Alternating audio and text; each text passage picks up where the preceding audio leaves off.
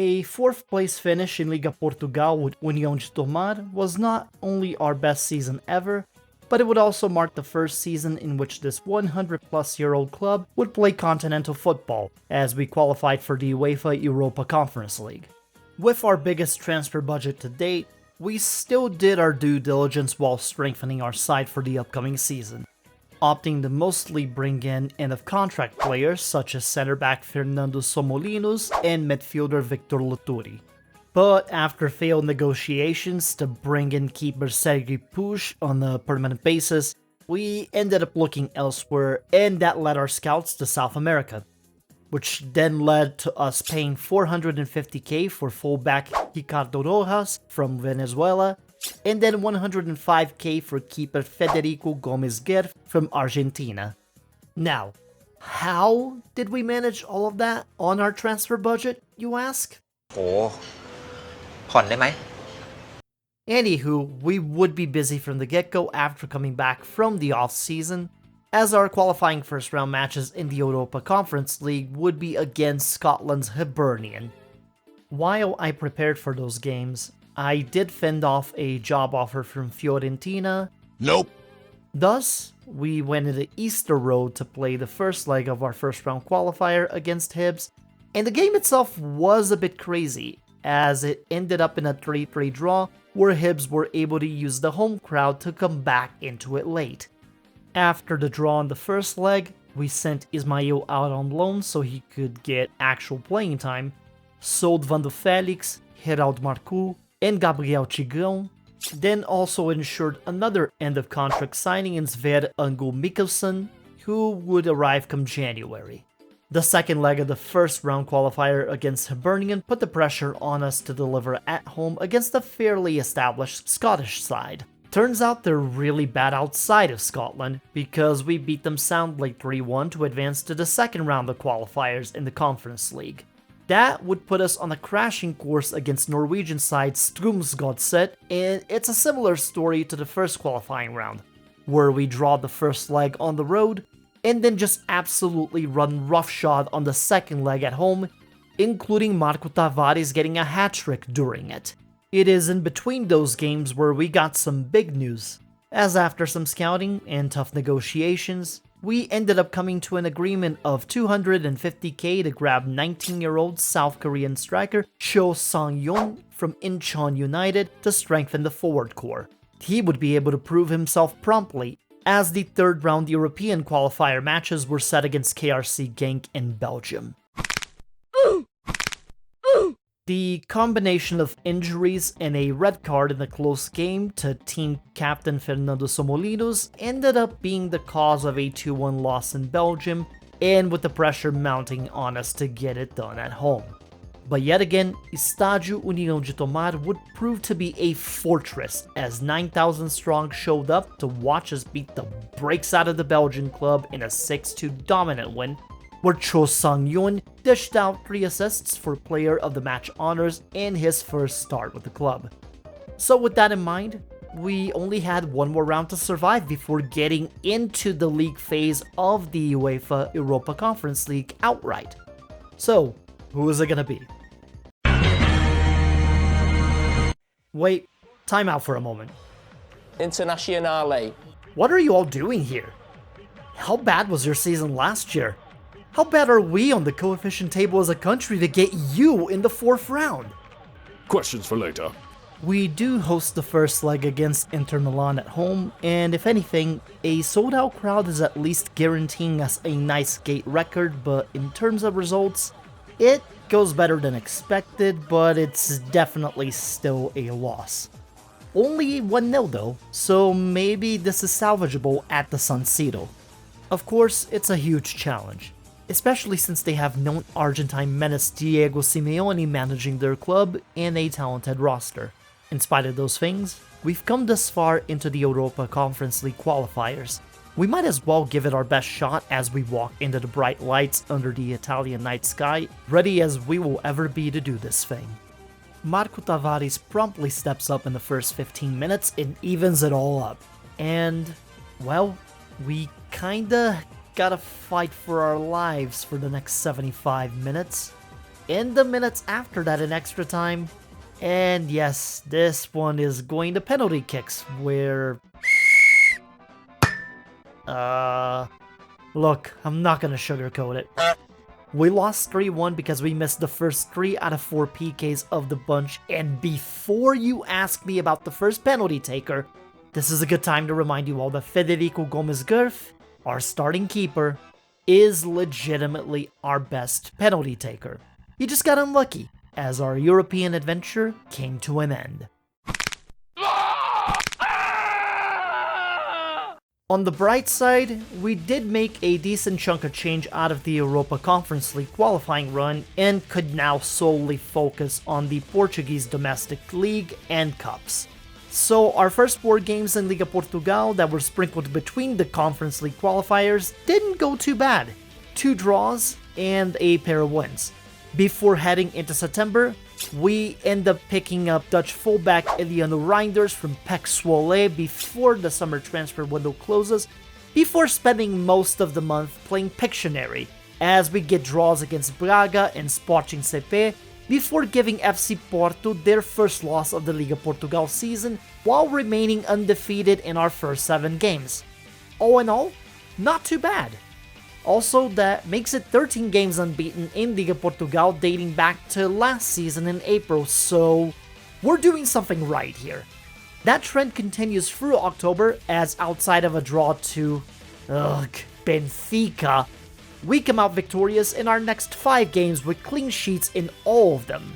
That includes our first games of the Taça de Portugal against Vilar de Perdizes and the Allianz Cup against Gil Vicente, where Archie Goodwin delivers the goods at the last minute to win it.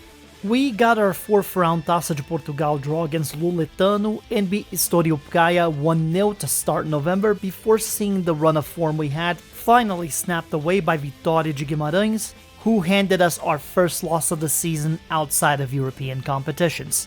But to their credit, the boys recover with a solid win over Feirense, and while we get a tough matchup against Luletano, Rodrigo Matos comes clutch with a 92nd minute goal to punch our ticket into the 5th round of the Taça de Portugal against Braga.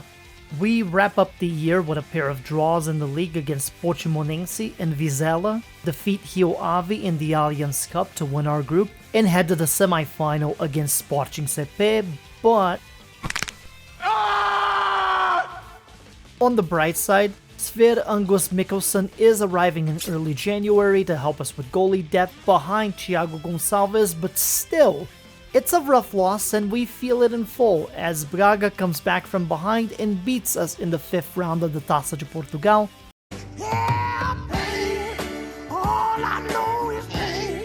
A draw against Nacional da Madeira follows, but against a mid-table CF Estrela Amadora, we do manage a dominant 5-1 win to continue holding on to a top 4 spot in the Liga Portugal table.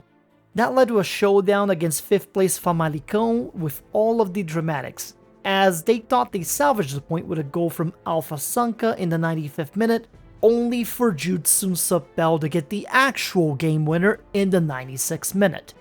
While that win keeps us in the top 4 of Liga Portugal, the Allianz Cup semi-final against Sporting CP comes 2 days later, and while they do score early with Ricardo Calafiori, União de Tomar manages to make a comeback with Mikhail Kohut's goal early in the second half, and then none other than Cho Sang-yoon, scoring one of his biggest goals for the club so far in the 88th minute, to send us to the Allianz Cup final for the very first time against FC Porto. Porto. I know we haven't talked about you much, but it is true that while Benfica has been my perpetual pain in the ass, you have actually been the dominating power in Portugal over the last couple of years. You've won the Liga Portugal 3 times in the past 4 seasons, 2 Taça de Portugal trophies in the last 4 seasons, but you haven't actually won the Allianz Cup since the 2022-23 season. And we're kind of in the way of you getting a domestic double again, like last year's whole Taça de Portugal situation. But before we get Porto at the end of the month, we use the 2 league games against Nacional da Madeira, again, and Rio Ave to prepare for the big showdown. With mixed results. While the Allianz Cup isn't viewed in the same manner as the Taça de Portugal or Liga Portugal, for a club like ours that hasn't won a major trophy at this level, this means something to us, damn it. You know what I mean? I'm from around the way. I'm leaving with something. Also, the moment doesn't feel as overwhelming after our experience last season in the big final of the Taça. And while we do concede the first goal to Martin Baturina, we end up scoring 2 goals in 2 minutes via Adam Cade tying it up, and then Archie Goodwin giving us the lead. Unfortunately for us, Fernando Somolinos ended up getting his second yellow and a red card to go with that before the end of the first half. Granted, we somehow drew a penalty kick and saw that converted, but a 3-1 lead with only 10 men? That wasn't safe. And Porto promptly pulled it back to a 3-3 game shortly thereafter. Thus, we basically held on for dear life from the 70th minute mark, and via defending plus luck, we managed to drag it to penalty kicks. The first round would see Thiago Gonçalves promptly save Carlos Soler's PK attempt. With Taylor Charters converting his kick, that immediately gave us the advantage. The next round would see the takers on both sides convert their kicks, with Moura converting his to tie things up for Porto in the third round, and then Marco Tavares had his PK saved by Diogo Costa. What a save! It was all even once again as Ruben Alves stepped up, and Thiago Gonçalves came through with another huge save. Archie Goodwin proceeds to score on his penalty kick to give us the advantage, then Sforza evens it up with the 5th kick for Porto. Thus, it would fall onto the feet of Adam Cade on whether this would continue or if União de Tomar would make history. And he does so, sending Diogo Costa the other way and winning União de Tomar their first ever major Portuguese trophy in the Allianz Cup. It may not yield a European spot, but it pays quite nicely and oh, who am I kidding, it's our first big league trophy! Although the caveat here is that because this game happened on the same day as the winter transfer deadline, I ended up declining FC Lorient's transfer bid for Jude Sunsapel, and he was not very happy about it. But after a brief conversation, I promised him that I would sell him if we got a good transfer fee for him instead of whatever Lorient was offering. Riding the high of the Allianz Cup win, we can now solely focus on the Liga Portugal campaign as we draw against Boa Vista, find a pair of second half goals against Braga, then manage to rescue a late game draw against Sporting CP via Marco Tavares scoring a clutch goal when we need him most. Thank the gods it's only for 2 to 3 weeks, but this whole pattern is starting to get concerning. Oh, right, we end up starting March with a win over Vitória de Guimarães, then scored 3 goals in the second half to beat Porto 4-2 in our next game, and because we're equal opportunity haters of the first and second place spots above us, we somehow managed to beat Benfica too. A stomping of Casa Pia at the end of the month keeps us safely in 3rd place and within striking range of 2 of the country's big 3 with only 6 games to go in the season. April starts with a pair of wins against Tondela and Desportivo Chaves, but Estoril Praia does put a damper on things by dragging us to a 1-1 draw, and Feirense almost does the same, if not for a late game winner from Irfan Fanji. However, with only 2 games to go in May and a draw against Portimonense, even a gutsy win against Vizela with Federico Gomes Gerf scores with the game-winning penalty kick isn't enough to catch up to Porto or Benfica, as Porto falls 2-1 to Sporting CP, and then Benfica beats Boa Vista to win the Liga Portugal by a single point. Our efforts to hang strong throughout the year and get another top 4 finish means that we will once again be competing in the UEFA Europa Conference League qualifiers next season. The arrivals of players like Federico Gomes Gerf, Ricardo Rojas, and Cho Sang-yun have made us a stronger club, along with Marco Tavares becoming our rock in the attacking midfield, earning him both Fans Player of the Season and Young Player of the Season honors. Add that Allianz Cup win to it, and this has been an incredibly successful season. So successful that the board of directors decided to begin work to enlarge Estádio União de Tomar to have another 5,000 or so seats built into it. But the problem, yet again, is that this is going to take about a year or so to complete. And that means we're playing away from our new home for at least the entirety of next season. But we'll get to that right now. A new season also meant a new budget, and with it, new signings. A deal that was in the works since around the trade deadline last season finally comes through, as the incredibly talented fullback Saif Jassin comes to us after we paid a humble 195,000 transfer fee to acquire him. We also somehow managed to bring in an incredible right-back prospect in Latvian Nikita Michelsons into the fold, along with the likes of veteran midfielder Luka Lukanic and attacking midfielder Nikola Jojic on free transfers, plus center-back Bradel Kiwa on a 59,000 transfer fee. As you can see, we do have quite a lot of arrivals, and I kept myself busy with that. But that is because we also have had a big departure.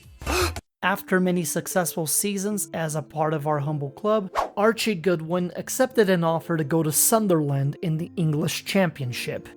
2.5 million was the transfer fee, our biggest sale to date, and with it, we said goodbye to our Australian wonder. And we also managed to cash in on Thiago Gonçalves and Victor Loturi's Allianz Cup winning runs and sold them for profit. Oh, we also managed to secure an incredible kit sponsorship with Samsung for the next 2 seasons, and that's mainly on the back of Cho Sung-yoon's popularity skyrocketing between both his time in friendlies for the South Korean national team and TV show appearances in his homeland, spreading the good word of his life in Portugal, the city of Santarém, and União de Tomar as a club. That bit of good news was preceded by the UEFA Europa Conference League qualifying first round matches being set, and our draw would see us go up against Ireland's St. Patrick's Athletic. And St. Pat's Athletic ended up going to the woodshed in the process, as we dominated them 5-1 in the first leg at home, then added insult to injury with a 4-2 win in their own house to move on to the second round against Turkish side Besiktas. The Black Eagles would prove to be a lot tougher, as it took a late-game goal from Somolinos to help us win the first leg 3-2, and we were headed to Turkey for the second leg shortly after. But rather than just waiting on the Turkish crowd to overwhelm us, a quick goal from Marco Tavares and a PK goal from Gomes Gerf in the first 10 minutes were more than enough to settle that crowd, as we scored 4 unanswered and went on to win 4-2. Making it 7-4 on the aggregate to move on to the third qualifying round. After refusing an interview with Marseille for their manager position, I then found out we were getting FC Basel 1893 for said third round. There was also a side note that our Allianz Cup group would see us with 2 second division teams, so it's a sign that good things are on the horizon. I'm just gonna move on to the Basel games before my mouth gets us in more trouble. In the first leg, Basel scored a pair of goals within minutes of our first goal to ensure them a 2-1 win on their ground. But throughout these qualifiers dating back to last year, we've always been a much stronger team when playing in Portugal. We proved as much, turning around the aggregate score with a 2-0 win in the second leg to eliminate Basel, moving forward to the fourth and final qualifying round of the Europa Conference League, where we would get AS Monaco. Which is a tough draw, don't get me wrong, but it isn't Inter Milan levels of difficult. For one, these guys play in a league where the true battle is for second through fourth, since PSG wins Ligue 1 every single year. But in the meantime, we do have our first couple of Liga Portugal games to kick off the season, and with the mixed results in those, there is a certain someone we need to talk about. Estevão William. Huh? In this universe, the Palmeiras wonder kid was held on to for dear life by the club and somehow, someway, barely even used. So after some finagling and dealing around, I managed to negotiate a loan to bring him into the club for the course of the season to help shore up our attacking midfield. We would soon head to France for the first leg against Monaco, and to their credit, they held us scoreless in a lopsided game. The problem was, they only scored 1 goal in said game to win it. And we were heading back to Portugal for the second leg.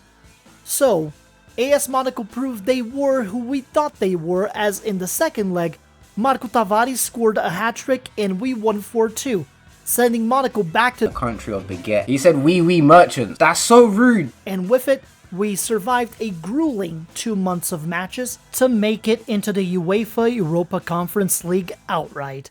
Well, this calls for a celebration.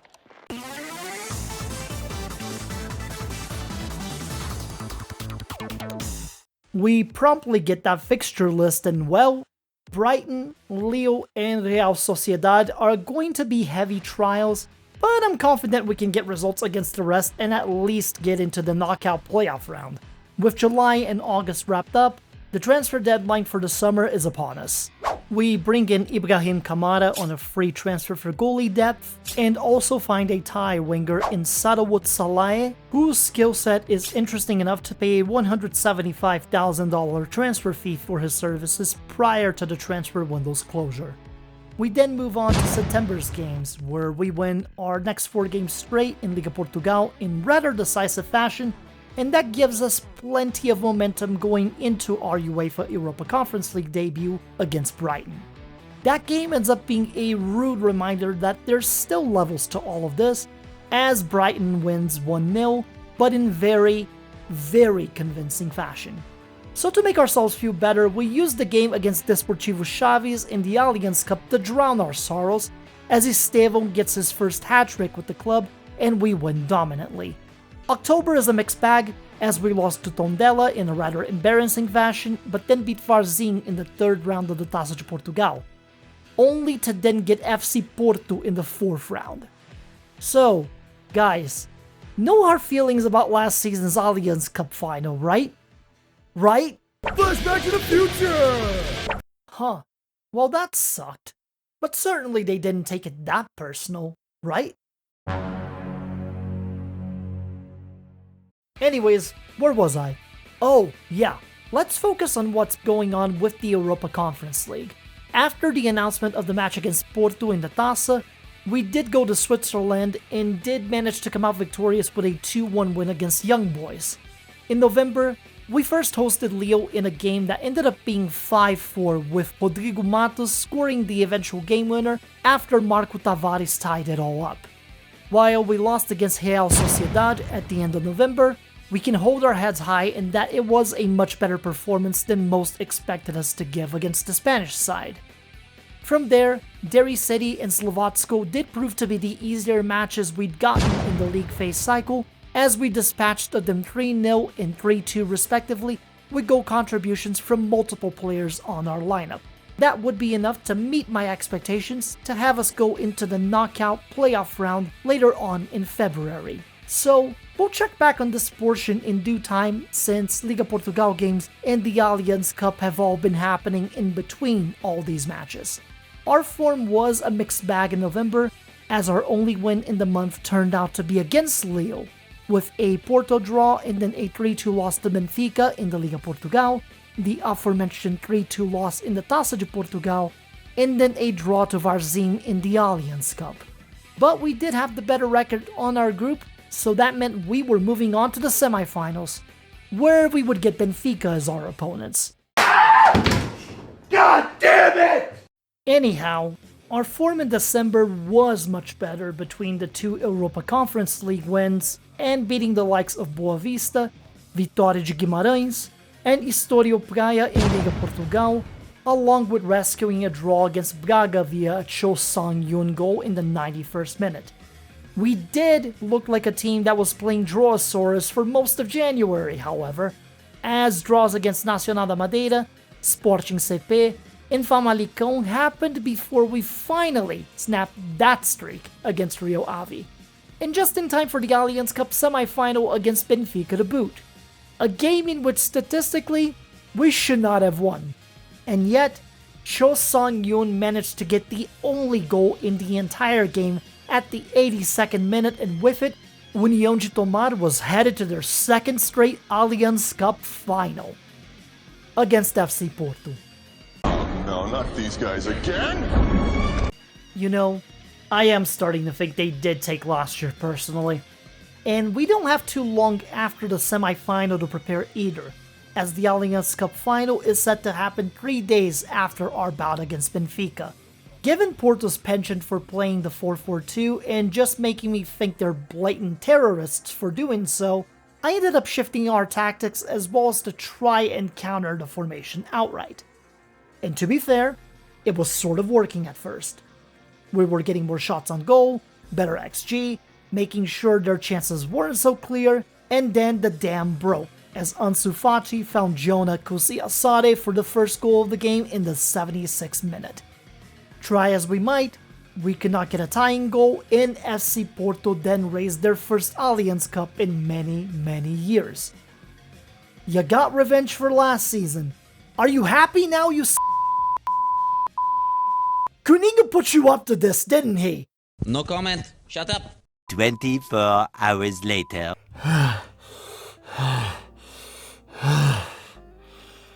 Okay, so this takes us to the winter transfer deadline, as we say our goodbyes to Adam Cade, selling him to SJK in Finland for $185,000, before sending a few players on loan across Europe for the rest of the season.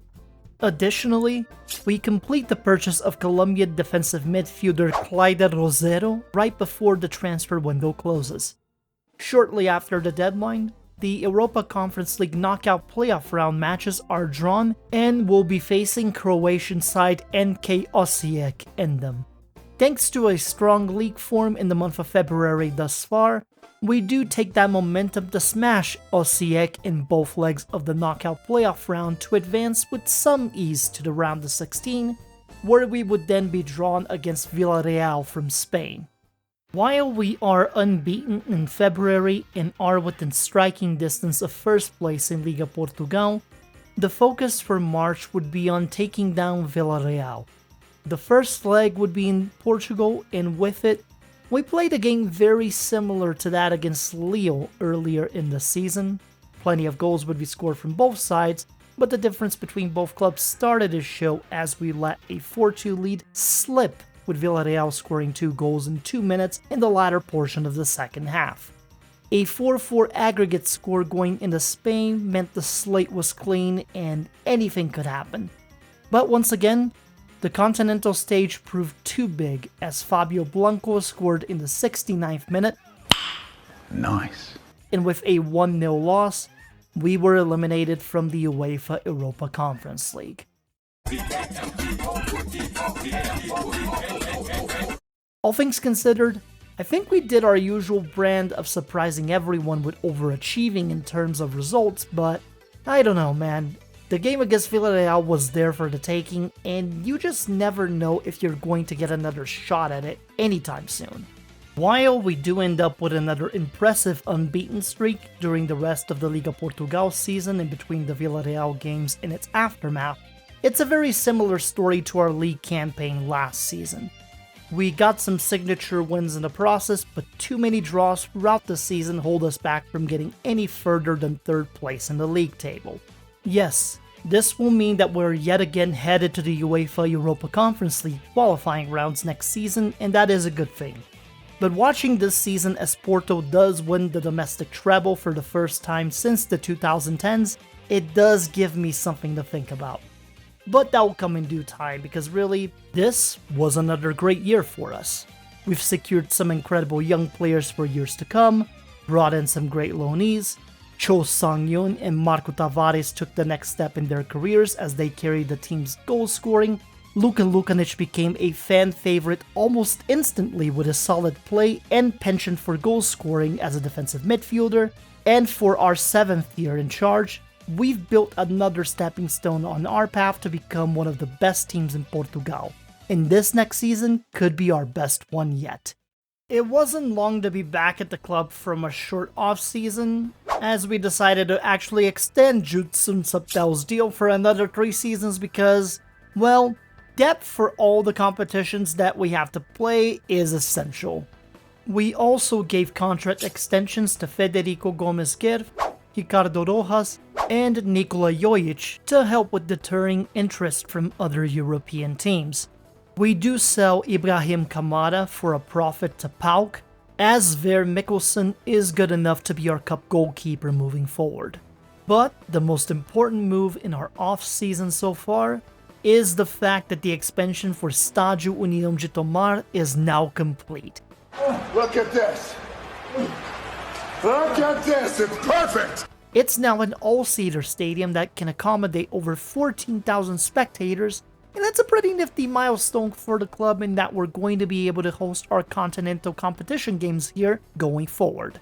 This is around the time that Borussia Dortmund comes knocking on my door for a job interview, but for the umpteenth time, I'm not interested in any other club than this one. What do I look like? A fraud? What is this? Anyways, one of our focuses this year is to once again return to the league phase of the UEFA Europa Conference League, and to do that, we've got qualifiers to get through. Although we are handed a rather fortunate first round draw against San Marinese's side Penarosa, who we do handle quite handily in both legs with a 3-1 win at home, and then a 1-0 win on the road to advance, getting Ireland's Shamrock Rovers in the second qualifying round.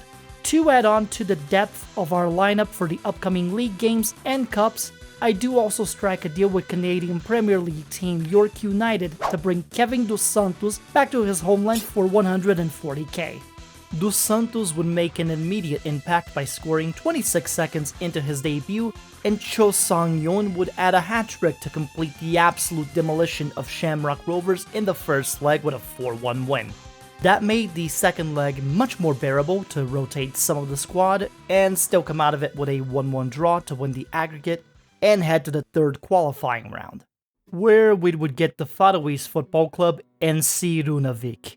I probably butchered that name completely, but we're gonna roll with it regardless. They are a semi-pro club, and it does show, as we arguably have the easiest two legs of our qualifying rounds yet, as we beat them soundly 5-0 in our own stadium, then win 5-0 again, except in their own house this time around. In between these two games, we do end up selling Mikhail Kohut for 575k, then bring in a free transfer in veteran David Pereira da Costa, because while we do have a nice young core of players, we need some elderly statesmen too to balance things out just a little bit. However, the fourth qualifying round would present our biggest challenge yet for the third straight year, as we would be paired against RB Leipzig of the Bundesliga to win our way into the league phase of the Europa Conference League. The first leg would be tense, as both teams are practically dead even and the results reflect as much with a 1-1 draw, meaning that it would all come down to the second leg in Eastern Germany. Much like the second leg of last season's fourth round qualifier against Monaco, this one would be where the gates would open for goal scoring left and right. But thanks to timely goals from Marco Tavares and Bradley Kiwa in the latter parts of the second half, we come out with a 4-3 win, and for the second year running, we are in the league phase of the UEFA Europa Conference League. Oh, yeah, our Liga Portugal phase had begun around the third qualifying round, and we managed to go undefeated through August with a pair of wins and a draw, then added a pretty cagey win against Sporting CP to start September, the day before the summer transfer market was set to close. And during that transfer window, our starter at left back in Saif Jassin had his release clause activated by Wolfsburg of the Bundesliga and accepted the offer to go there immediately. On one hand, we got a good chunk of money out of this move. On the other hand, we're kinda without a rather elite left back. Everybody panic! So, after a few hours of going through our scouting, we did find a replacement in Danish player Christopher Borup Bro. I'm gonna struggle with that one, so I'm just gonna call him KBB going forward.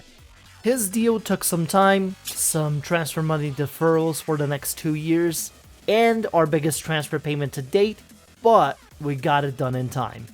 And as a precaution, we also found this other prospect in Paxi Ruiz in some amateur club in Spain to build up for the future. A few days after the deadline, we got a strong win against Vitória de Guimarães in Liga Portugal and also got our Europa Conference League game set in stone. This is a much generous draw compared to last year, where Celtic is arguably the strongest team we would be facing, along with Dynamo Kyiv. But first, we kept our unbeaten streak in the league, although with a pair of draws, before our first Conference League game against St. Gallen of Switzerland. Ferreira da Costa made his impact on the continental stage with a hat-trick, and we walk out of that game with a dominant 4-0 win on the road.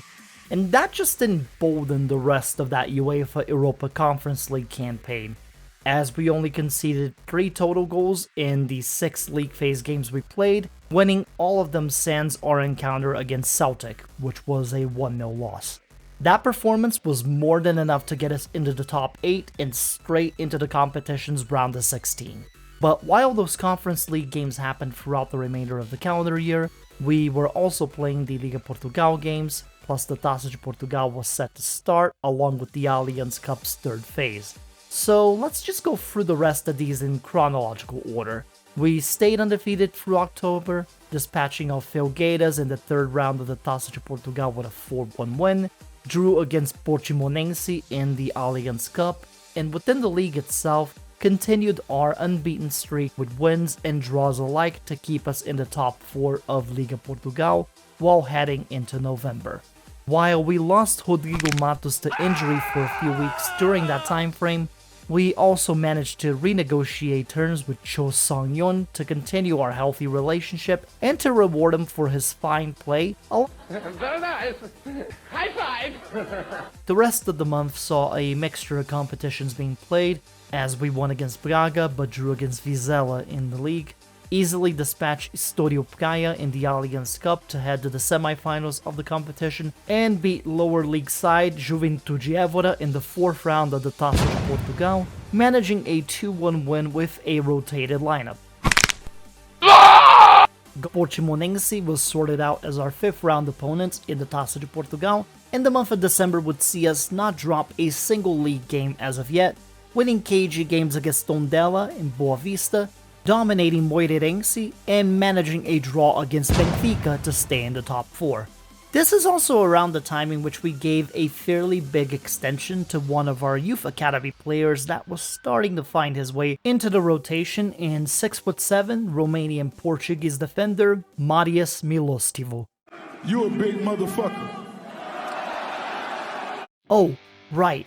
This is around the time where we get the news that our Allianz Cup semi-final matchup is against Porto. At least it's a good thing that it's not until late January, and so we can hunker down and focus on the schedule ahead.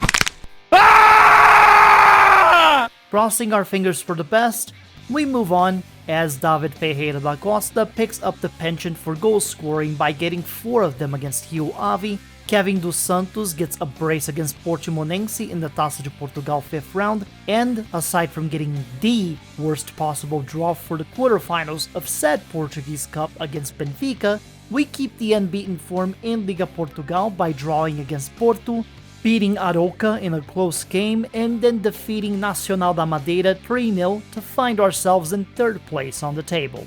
The month of January is also interesting because we do have our scouting network looking at possibilities of adding one final piece to the puzzle to give the necessary push for the latter stages of the Conference League and in our domestic games. And that all gets pushed into overdrive after we get an offer that we admittedly cannot refuse for Federico Gomes Gerf to head to PSV in the Netherlands for 8.5 million. Don't get me wrong, he's been an incredible keeper for us and admittedly our main penalty kick taker for the past year and a half, but we're most likely not going to get a better offer for him down the line. So we accept it and take the money, use it to buy a cheap depth goalie in Diogo Pinto for 975k, and we then make the biggest move in club history as of yet. After some back and forth negotiations with Ligue 2 side Le Havre AC and a total transfer fee of 23.5 million divided in installments for the next few years, loyalty bonuses, a high wage, and a big percentage of profit if we were to sell the player, we managed to snag one of the best young goalkeeper prospects in the world in 21-year-old Frenchman Rémi Boichereau. And while we would be without Marco Tavares and also Ricardo Rojas due to injuries for the semi-final against Porto in the Allianz Cup, Boichereau would get his debut with the club in one of the higher pressure situations a young keeper like him could face. Even though he let in 2 goals in his debut, União de Tomar would score 4 goals in the first half alone, and then hold steady in the second half to win 4-2 and head to their 3rd straight Allianz Cup final. And if it's not Porto on the other side of the final, it is, in fact, most likely to be Benfica, and that's exactly the case here. Now, for the last 8 or so seasons, we've had our struggles against Benfica in big cup games of any kind. Our team has gradually grown stronger for these years, but, well, flashback to the future! The more things change, the more they stay the same. I'm not really looking forward to the Taça de Portugal quarterfinals against them, but let's keep it moving along, as the winter transfer deadline is here. We have found a decent squad player in attacking midfielder Junior Treles hanging around in free agency, so we snagged them before the window closed. As the window closed, we also did beat Desportivo Chaves halfway through the day, and then got the news that Marco Tavares had twisted his ankle. Yes, that was within hours of him coming back to rehabilitate from the calf strain he suffered last month. I don't know about you, but I'm starting to think that this man's cursed. The timing is also not ideal because we've got the Taça de Portugal quarterfinal against Benfica within 2 days after Tavares re-injured himself. We would be the hosts this time around, but hey, we yet again have our boogeyman team in a cup competition and... Wait, why is the bit not happening right now? No, really, we're just seeing goals and highlights and... Yeah, I can see Sunsa Bell scored a crucial tying goal at the death, but that just means it's more pain and extra time. Oh my god. Well, all I know right now is that we made it back to the semifinals. So, who do we play next? Who do we play next? I should have known there was a catch to the Benfica win. While the Portuguese Cup semifinal is a 2-legged affair, Porto has basically made it a point to just be the bane of our existence since the Allianz Cup win 2 seasons ago. The rest of the month of February is a bit of a mixed bag too, as we draw against Sporting CP, get blanked out by Porto in a 2-0 loss as the bastards snap our 44 unbeaten game streak in Liga Portugal, and while we do win our next 2 in the league, Porto yet again imposes their will on us by winning 2-1 in the first leg of the Taça de Portugal semifinal. Oh, and our round of 16 game in the UEFA Europa Conference League, it's against Celtic, who beat us in the league phase. February sucked, let's move on to March, shall we? Portimonense and Famalicão are taken down to start the month in Liga Portugal, and in between those games, we end up traveling to Scotland for a boring 0-0 draw at Celtic Park for the first leg of the Europa Conference League round of 16. But in the second leg, Pereira da Costa came through in the clutch with a 82nd minute goal to give us the 1-0 win at home and to put us through to the Europa Conference League quarterfinals. A huge win on the continental stage would soon be followed by Porto coming into town for the second leg of the Taça de Portugal semifinal, as we now had a 2-1 deficit to overcome in the aggregate score, in which we evened the aggregate score with a Junior Treyes goal in the first 38 seconds of the game. Then Treyes scored another one in the 29th minute to make it 3-2 in the aggregate. Honestly, if I wasn't seeing this happen, I certainly wouldn't believe it. We're leading 2-0 against Porto, the defending domestic treble champions, and we're outperforming them? The absolute aura in Estádio União de Tomar is something else because we keep them out of the score sheet and we somehow, someway turn it around and have made it to the final of the Taça de Portugal once again. And we have defeated 2 of Portugal's big 3 on our way to that final. So it does make sense that the third, less spoken about giant would be waiting on the other side of the bracket for us. Sporting Clube de Portugal.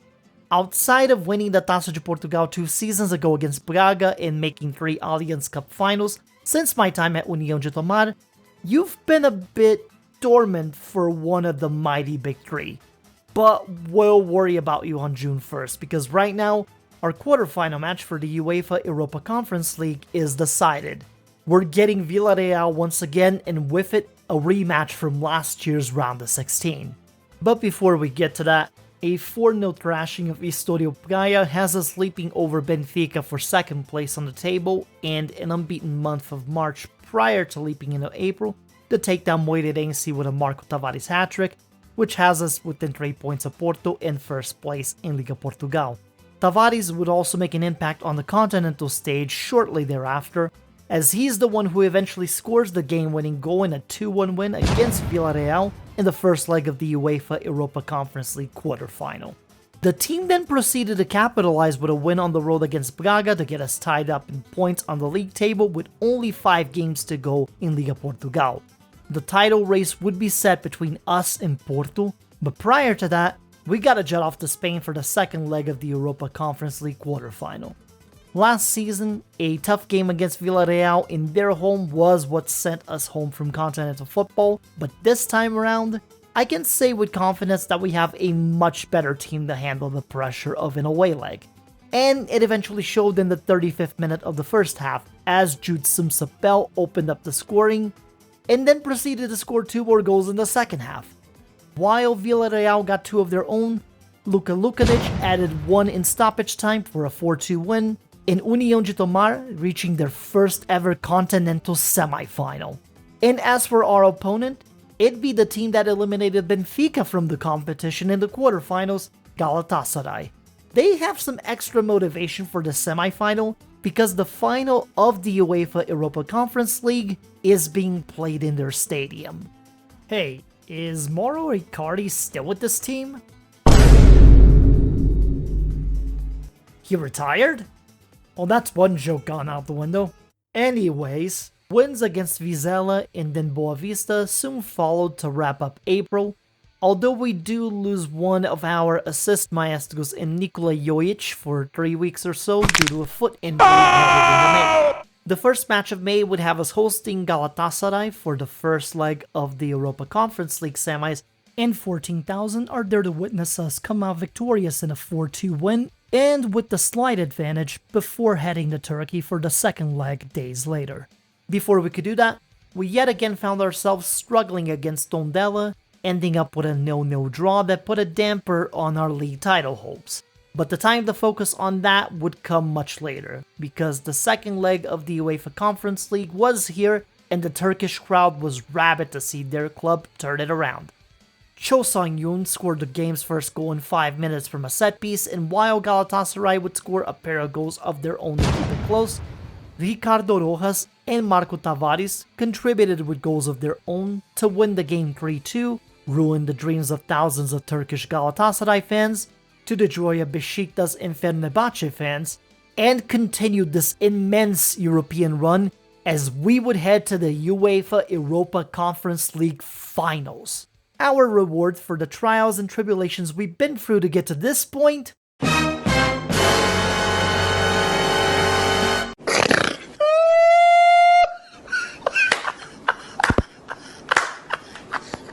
I'd ask what they're doing here, but let's be real, bro. Barcelona's won this competition at this point. The situation in Europe is a lot more dire than I ever thought it could be. While we now had the excitement of 2 finals to look forward to, our Liga Portugal hopes and dreams came to an end because Benfica decided to be stubborn and played us to a scoreless draw, while Porto had won the day before, thus making it a 4-point differential between us and them, guaranteeing Porto their 4th league title in 5 years. We do end the league in 2nd place, which is pretty neat, all things considered. But now, the focus is fully shifted to 2 games. Sporting CP in the Taça de Portugal final, and Manchester United in the UEFA Europa Conference League final. 2 games within 3 days of each other. The Europa Conference League final is the first one on the table, but since it is a continental final, let's jump forward 3 days and talk about the Taça de Portugal final first. Because for Sporting CP, this was the only way that they could see European football next year, given their terrible league campaign this season. Also, we'll cover this one first because the game itself actually ended up being a defensive affair. Saves were made, chances were missed, and 90 minutes could not decide a winner. But in extra time, well, the decision to extend Jutsun Sapel's deal paid itself off in spades as he scores an absolute thunderous goal from long distance in the 112th minute. And that goal would be enough as the boys held steady, and for the first time in their history, União de Tomar would lift the Taça de Portugal. 2 domestic cups in our 8 years of managing the club is better than what I would have imagined. But of course, there was also the UEFA Europa Conference League final against one of the winningest clubs in the entirety of the world. For all intents and purposes, Manchester United is not what they used to be in the 90s and even the 2000s. And yet, this is still an English club that sports the kind of riches and talent unlike anything we've ever faced. Thiago Motta had been given the reins as manager since the 2025 season, and they still sported a plethora of talent in players like Captain Marcus Rashford, Frankie de Jong, Jorel Hato, Kobe Mainu, Lisandro Martinez, Alejandro Garnacho. 2 hours later. Also, longtime Portugal national team stalwart Bruno Fernandes was in his last season as a professional player. So, as we travel to Turkey for the 3rd time this season, there was no bigger spotlight so far in our lives. No pressure. I'm not feeling the pressure, no. You cannot put pressure on me, no chance. The first half of the game was more of a feeling out process with very few chances between both teams. But in the second half, well, Manchester United decided to step it up accordingly as Boyshadow and our defense remained the only reason why we didn't go down 2-0 during it. But even through various chances by the Red Devils, we survived long enough to drag this one into extra time, where we still kept getting peppered by shots left, right, and center. Seriously, we only had 2 shots on goal this entire game. It's very, very clear that there's a difference in levels here. And yet, União de Tomar did enough to keep Manchester United off the score sheet, and with it, dragging the English elites to penalty kicks. The first round does not start well for either team, as Bruno Fernandes hits the post on his attempt, and Cho Sang-yon's attempt is saved. Marcus Rashford and Rodrigo Matos go on to convert theirs, making it 1-1. Garnacho steps up for Man United next, and he makes it. And, thankfully, Marco Tavares' PK goes in to even things up on the scoreboard. It would then be Tyler Morton, a former Liverpool Academy player, stepping up to take the next penalty. What a save! And soon after that, Potski Ruiz manages to just get his PK attempt past the Man United keeper. It was now down to the final round as Manchester United's own Korean wonder kid Lee Min had to convert this to keep it going. And he did. And the pressure was now entirely on the shoulders of Nikita Michelsons, a young man who'd been getting high praise as one of the best young players on the planet, and someone we actually extended earlier in the year to be a part of this squad for the next few years to come. And now, he has the chance to write his name in the history books.